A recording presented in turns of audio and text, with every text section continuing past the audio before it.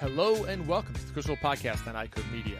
Today is our 2022 Best of Practice Management Conversations. These are, again, some of the top downloaded episodes from 2022, and they're going to focus on three snippets from three conversations I had with, first, Dr. Aaron Neufeld, second was with Dr. Mike Rothschild, and the third is with Morgan Massie.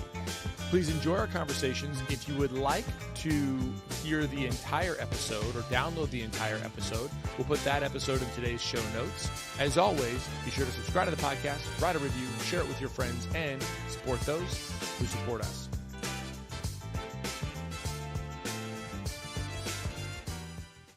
So today I want to talk about the MyDay multifocal for just a second.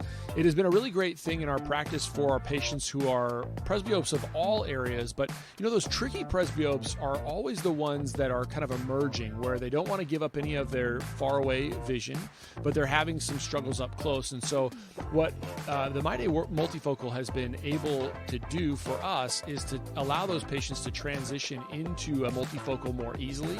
And then as we have those patients progress into other levels where they need more ad powers, it's been a nice smooth transition. So the ultimate hurdle that we've seen in our practice before the MyDay multifocal was that we'd have patients who would resist any transition to a multifocal lens because of that distance blur. We just haven't seen that. So if you haven't started using MyDay multifocal in your practice, I would encourage you to start, check it out, reach out to your Cooper reps for those trial lenses, and commit to MyDay multifocal for your patients. I think they're going to like it. If you haven't checked out MacuHealth yet for your patients in Category 1 through Category 4, I think there's a lot of evidence that you should be considering. The first is, if we just look at AREDS 2 and what they talk about, MacuHealth is, so for patients in Category 3 and Category 4 AMD, MacuHealth is a great option for them that follows that entire protocol, and it also adds mesozeaxanthine to the mix, which, if you look at some of the evidence, I believe shows me that it's going to thicken the macular pigment better than without mesozeaxanthine. It also uses the correct AREDS 2 dose of zinc at 25 milligrams, and so you don't have to worry so much about the potential side effects of zinc. The other thing to think about, and it's beyond the scope of this, although you've probably heard me talk on other podcasts, is that in patients in Category 1 and 2, there may be some additional benefit to supplementing them with something that may be a little bit less than the AREDS 2, so you don't have to add as much to it. And that's where I use the MacuHealth LMZ3. And so I think if you haven't done this yet, I'd consider MacuHealth in your practice and for your patients. And it's been great for my patients, and we really feel like we have the ability to help those patients in all categories of macular degeneration.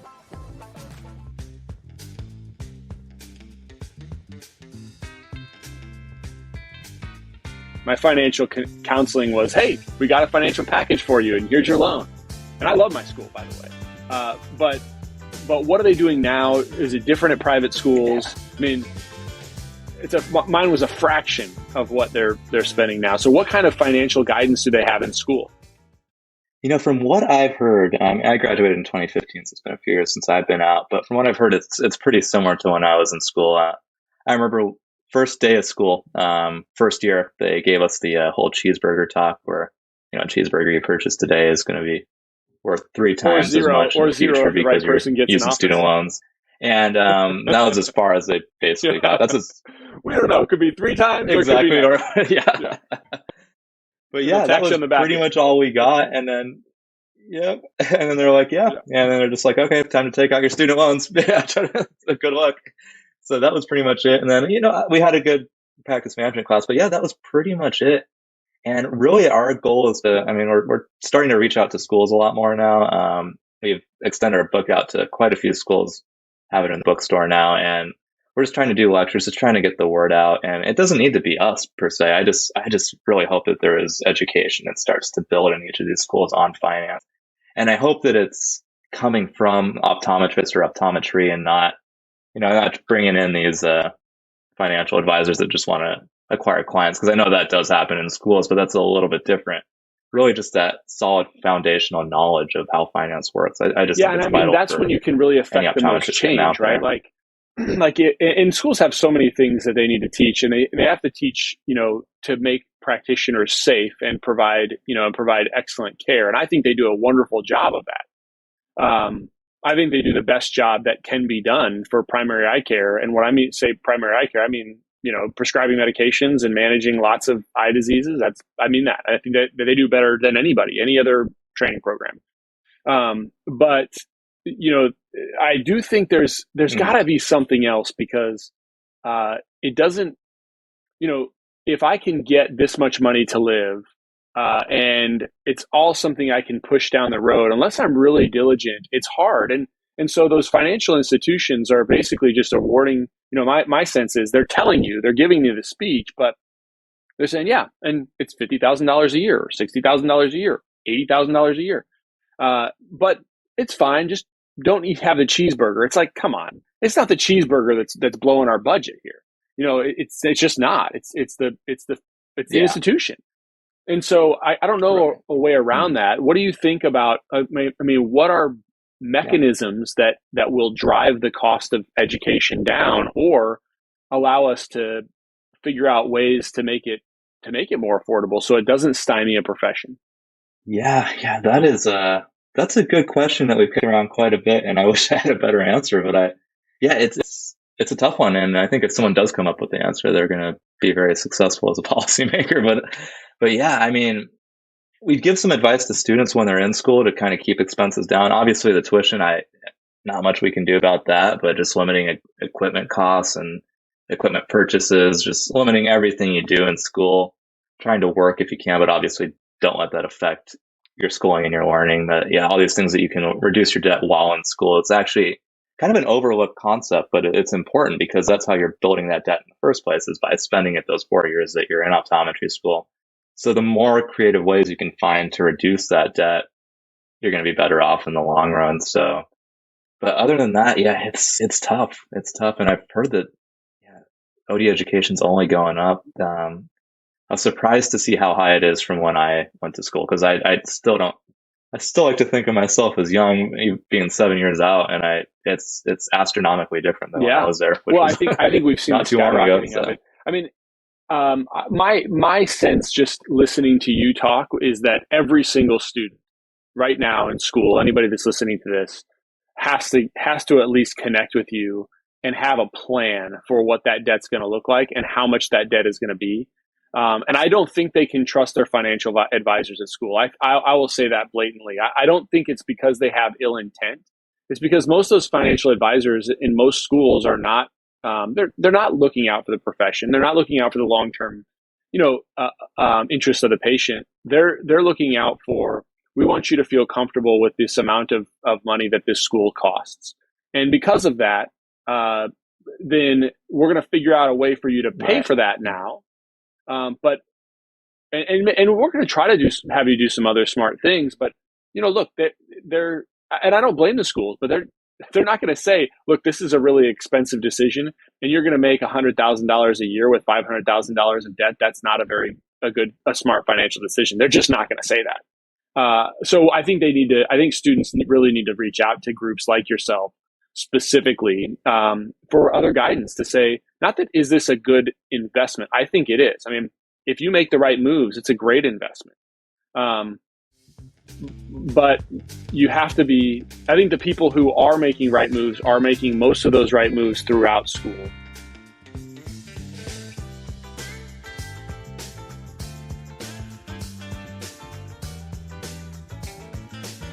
All right, Mike, let's get to what I need to think about when I'm thinking about a retreat. So there's a bunch of different types of retreats that you do. And last year you came and did one for our office. And the real thing that we were trying to do is kind of add to the cohesion after COVID, coming out, trying to reinforce our team and what we're trying to do together. And you kind of helped us build a plan for continuing communication, as well as team building exercises that are organized and not organized by me. And that has been really great. And we've really stuck to a lot of those things like daily huddles, things like our team will go out and have drinks on their own or whatever they're going to do, hang out on their own together on a monthly basis. So this time, what I asked you to do, or actually what you said, hey, Chris, what are you looking for in this next retreat this year? I said, I want to reinforce that. I think that there's these, that part of what makes us different as a practice is that We do invest in our people. We want to have a really good place to practice. We want to have a great culture. So I want to do that, of course. That's pretty open-ended, so you can elaborate on that if you want. But the other thing I wanted to do was kind of reevaluate our mission statement and our core principles. So let's work through that a little bit in terms of our planning of this meeting. Absolutely. So I thought that what we would do first is sort of recap, exactly what we did last time, just like you were saying. So last year, as you remember, anytime someone hires a coach to come into their practice to have a retreat, a team building retreat or an organizational retreat, it's a relatively strong practice to begin with, because if you think about it, number one, it's the type of practice that invests in its people, right? And so there's the habit of doing that. You usually just don't start out by doing something like this. And it also means there has to be some financial success to be able to invest in something like this. So I think that it's really, really good. So typically we go into practices that have good systems in place and have some really good success, but want to elevate that level and want to sort of put things together. So bringing in an outsider, which is sort of our specialty, to look at things, sort of see where you are, decide where you want to go, and make a path to do that. So that's sort of what we did last time, if you remember. We didn't have a strict plan, just wanted to sort of get a sense of what was happening, which is a great starting point. So what we did is we talked about the 5 zones of practice, and we created a Venn diagram like we just imagined we started this conversation, and how they overlap. And we ask everybody in the practice to go up and put their place on the system. And then we created the cycle of patient care. Same thing. What is your role in this? And we sort of made a mess kind of where everybody fits, and sort of showing the chaotic nature of an eye care practice and how everybody is needed, everybody is dependent on one another, and we're all working together. So we sort of made a mess of the current system visually, flip charts and sticky notes and different color markers all over the place, and sort of organize that into a sense where we could all sort of sit back and see the entire picture of everything that was going on. Then we said, what do we want to accomplish? What is it that we want to do? And where do we want to make improvement? It just so happened that it worked out that everybody on your team had responsibility for something to take care of. It doesn't always work out that way.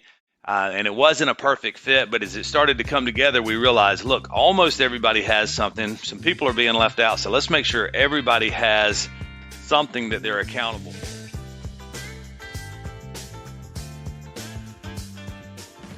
I get questions all the time about how do we use 9.2 codes and 9.9 codes, and which ICD codes go with different CPT codes, and what can be billed together and what can't. And this confusion, this uncertainty really holds us back oftentimes to be able to do what we want to do, which is help our patients see clearly and provide their best opportunity for a lifelong vision. And so we built iCode Education for that specific purpose. We have lots of resources that are based in helping you understand disease states, helping you understand revenue cycles and billing and coding practices. So check out EyeCodeEducation.com. That's EYECODE education.com. And we have a specific bundle there for you if you'd like to take advantage of it. It's the Premier Billing and Coding Bundle. We've got a 10% discount code just for listeners of this show. You can just, in the coupon code at checkout, you can enter in iCode Media 22. That's EYECODE MEDIA 22 at checkout. We'd love to have you. We'd love to work with you. Check out iCodeEducation.com.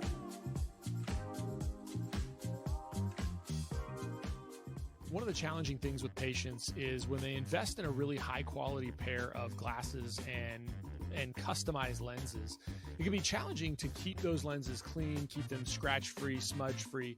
And so we now have the ability with Crizal Sapphire HR lenses to offer our patients the best-in-class anti-reflective coating in a way that is really high resistance, so that they're not having to care for their lenses as much as when those lenses are caring for them. So remember that you can provide patients that best-in-quality, best-in-class transparency, clarity, durability, and UV protection in a single Crizal coating. If you want to learn more about Crizal Sapphire HR, contact your Essilor account executive or visit essilorpro.com/Crizal.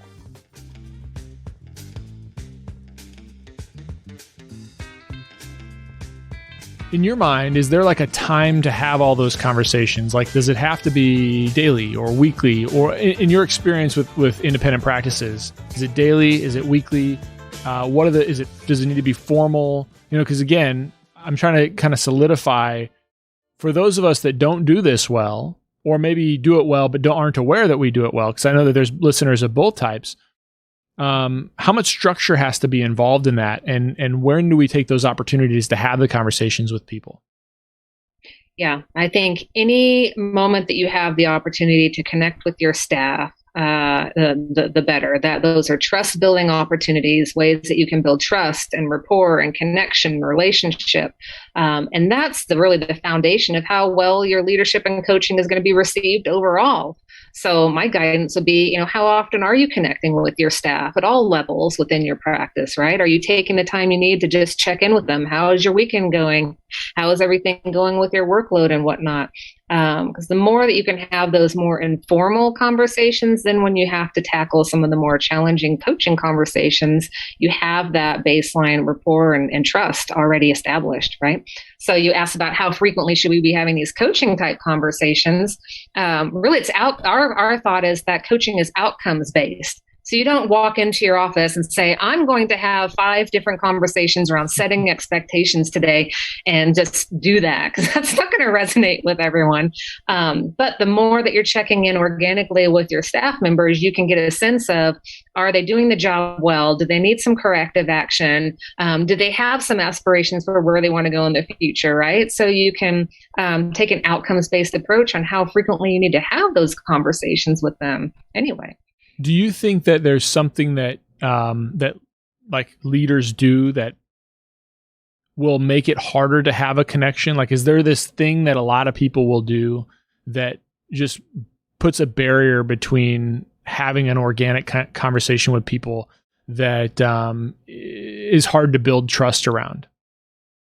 When I think about it, I think one of the natural things that is challenging for me is if I'm in clinic, right, if I'm seeing patients and I'm in my clinic mode as opposed to I'm working in my business instead of on my business, on those days that I am in my business, working in my business. Yep. I find that it's, I do dedicate time in the morning. So we do a huddle every morning with everybody. And then we have a longer meeting once a week. But then if it's in the middle of my day and I'm like in clinic mode, if I have one of my team members that comes in and wants to talk about something, and it might not be a big issue, or it might be an issue where they want to just mention something that's going on, I have to consciously, because it's not my attitude of like stopping, turning around in my chair, like giving them the attention, even though it's like totally disrupting my thought process and my mindset. But my natural instinct is, and this is what I'm asking you, I don't know what the answer is, but one of mine is that my natural instinct is to listen and try to keep doing what I'm doing. And I need to, at those times, I realize I got to stop, pull back and actually listen to what they're saying. Is that common? Yeah, and that does take It is common. I mean, that does take time. And some of the advice that we give leaders, regardless of whether they're leading a private practice or in different industries and whatnot, is that awareness. So you're aware that you're being taken out of your whatever you're working on. It's taking your attention away, so you can have this effective conversation with this person that's disrupting your day, right? So number one, kind of having that awareness that this is happening. Number two, kind of create some boundaries with that individual. Say, I really want to address your question, your challenge, or dig into this with you right now. I have 5 minutes. So can you bottom line that for me, is one way that you can have that conversation. Or say, it looks like this conversation is going to necessitate some more time. Right now, I'm really in clinic right now, and I have only a couple minutes to spare. This needs more time than that. So can you come back to me at the end of the day and just give them that timeline where they can revisit that, where you both have the headspace to address it.